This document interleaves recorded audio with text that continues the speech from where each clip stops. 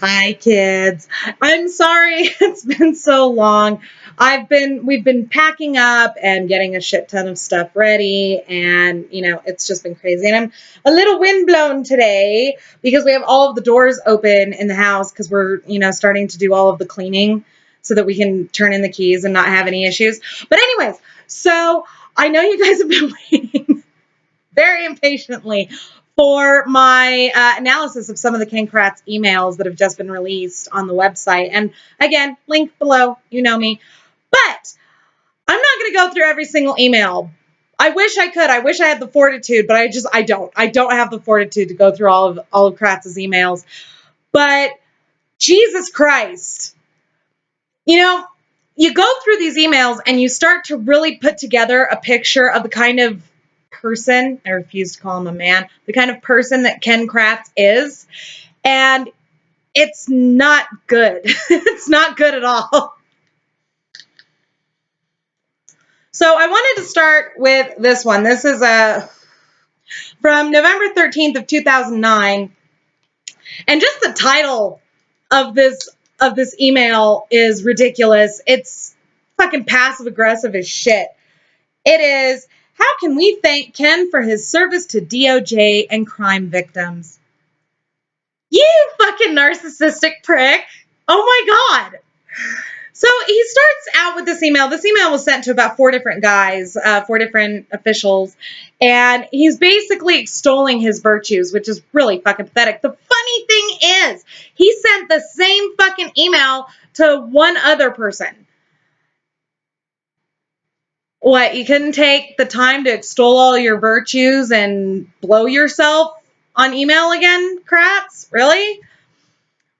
For 25 years, I've dedicated myself not only to my job, but to help my fellow prosecutors, including doing various trainings for DOJ. I've been the single most zealous advocate of crime victims' rights, having literally drafted Chapter 950 as part of the Crime Victims' Rights Council. Oh yeah, you're a great fucking advocate for victims' rights until they infringe on your ability to be a predator, you fucking prick. I have assisted my fellow DAs and DOJ in accepting high-profile, complex criminal prosecutions that not only required me to devote time and effort, but to still do all my cases in my home county. I don't have to name these cases. You, my friends, know that no other DA in the state has been willing to help my brothers and sisters in the prosecution community. Are you a Black Panther now? Brothers and sisters? Seriously? You're fucking lawyers. Get over yourself, Kratz.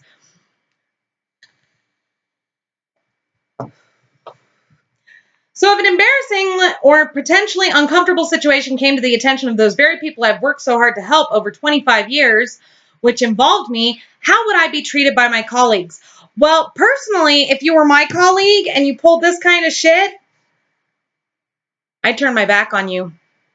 Sorry, but you just besmirched the entire department. Bye! Don't let the door hit you in that big ass. I have no sympathy. Sorry. Doesn't fucking matter. Because I'm sorry. But kids, he sits here and he keeps saying 25 years, 25 years, 25 years. But here's my thing.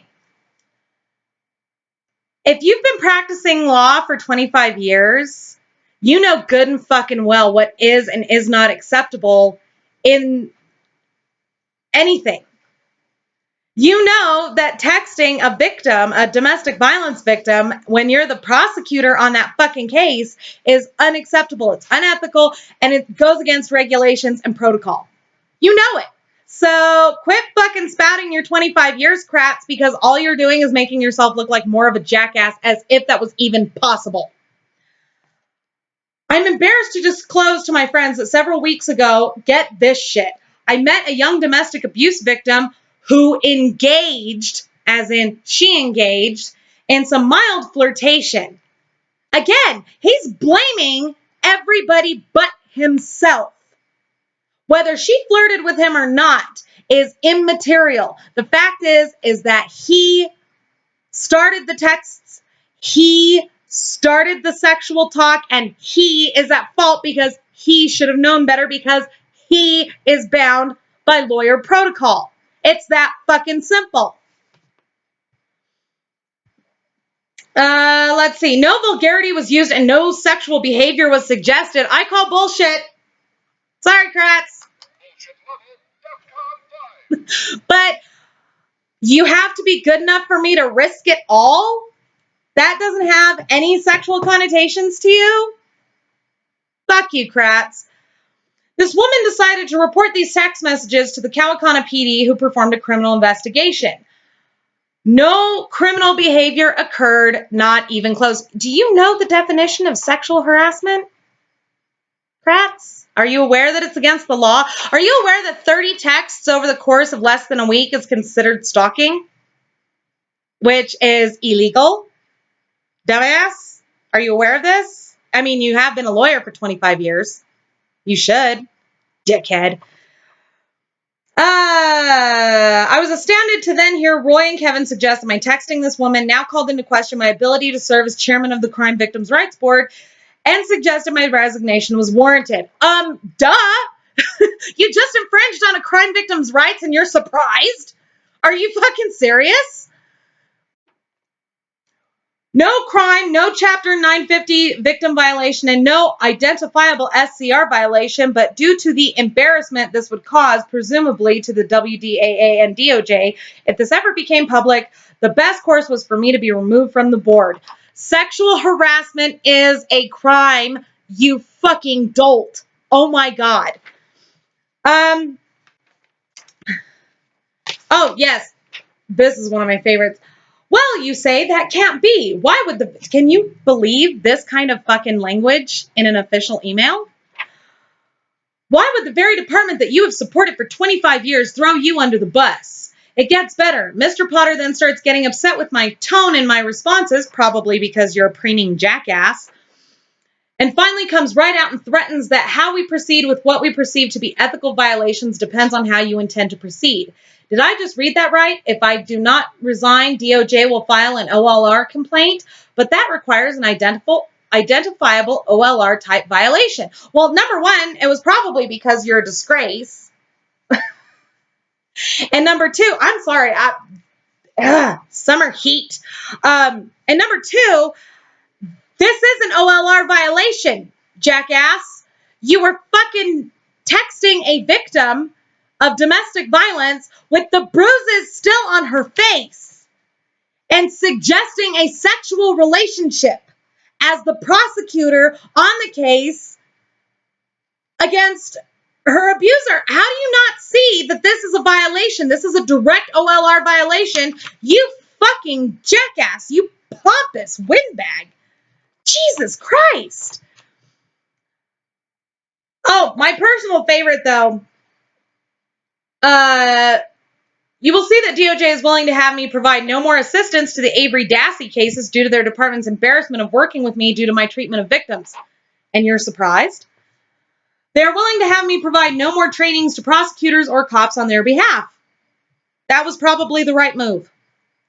They're willing to sacrifice my talents to the CVRB, and this management team is willing to treat me this way despite my professional reputation or accomplishments for 25 years, a reputation that you yourself destroyed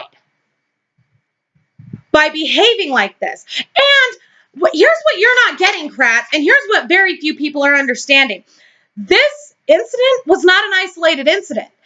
He had many times committed sexual harassment and rape.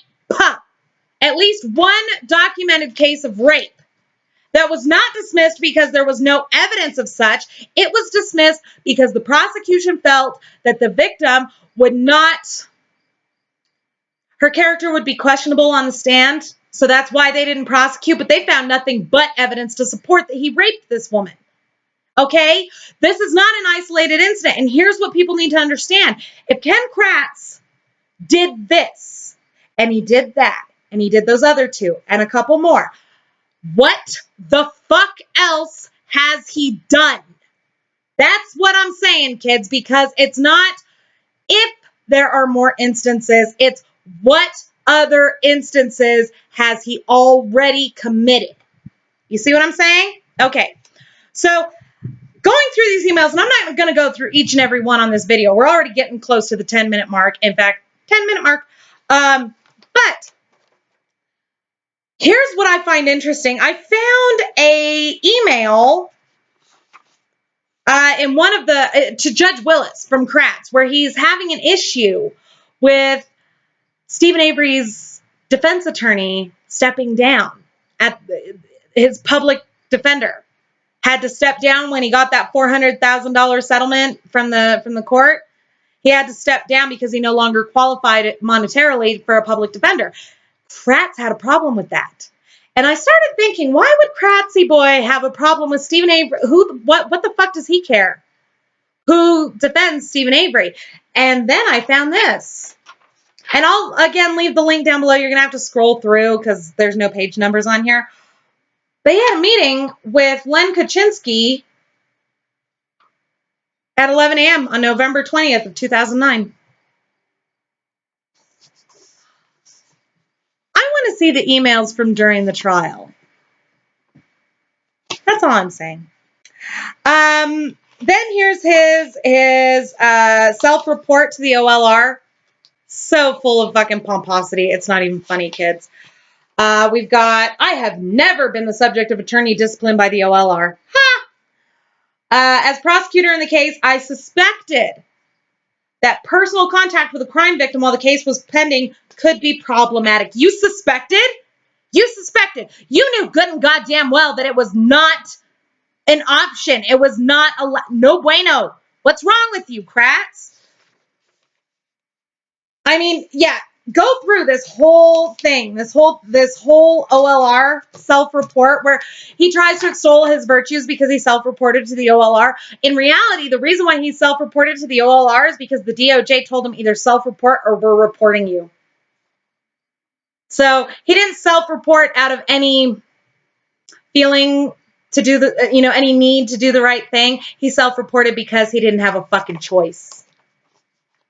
Fuck you, Kratz. Now, this is where it gets really disturbing, kids. This is something that you, oh my God. Laura, not Keck, the other Laura, big stalking eyes on Twitter. She noticed this, and it was like, what the fuck? Ladies and gentlemen, I give you not one, not two, not three, not four, but five instances of Ken Kratz at the time that he was being investigated and being removed as DA from Calumet County, applying to be a professor at a university, at 5 different universities. Yeah, because he's exactly the kind of person that you want teaching your teenage daughter. Looking for more victims, Kratz? Looking for some cute little co-eds that might want an A? Please, you're such a cliche. And then you get towards the bottom of these emails. These are the more miscellaneous emails. Again, link below. And these are the emails between him and the reporter from the Wisconsin State Journal, Chris Rickert. Oh my God, fucking great. So Chris writes to him, Jerome Buting, Stephen Avery's attorney, told me that he did not find you to be the most ethical prosecutor I've ever dealt with, largely because of some of the statements you made to the press about the Halbach murder. Pardon me, allergies. About the Halbach murder before it went to trial. Buting alleged that you knowingly said things that weren't true about the case. Kratz's reply was, did Mr. Buting say what statements I made that he disagreed with? That Avery did it? You fucking pompous asshole. Chris Rickert replies, he said that before the trial you held a press conference claiming Halbach had been hogtied to a bed and stabbed multiple times, but later changed the story to the jury and said she'd been shot. He said you were trying to poison the jury pool. To which Kratz replies, co-defendant Dassey stated that she had been stabbed in the bed and shot in the garage. Forensic evidence and shell casings and pathologists rendered opinion about shooting. I cannot comment on psychological matters. I'm sure you know that. Oh, that's in response to this part from Mr. Rickert's email. I'm sorry. He says, also, since I emailed you, I spoke with a psychologist who described to me some work he's done on thrill-seeking, risk-taking personalities. He said being an elected DA might be the kind of job this type of personality might seek out.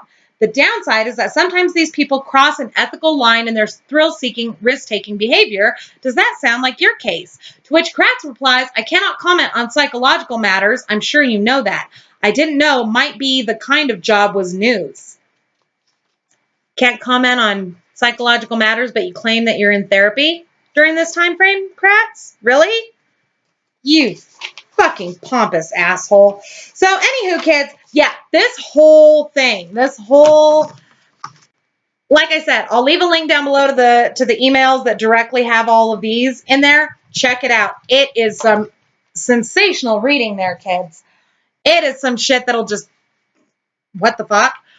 I've also got some more that I'm going through right now, but, you know, like I said, we're moving. I'm getting ready to start my new semester in a couple of weeks, and I got to get my stuff together. So don't forget to subscribe to me here on YouTube. Don't forget to follow me on Twitter, Mama Phoenix 6. And if you click on over to the About page here on my channel, you'll find everything from my Pinterest boards to my Facebook fan page and also my blog spot. Thank you all very much for watching. We'll see you soon.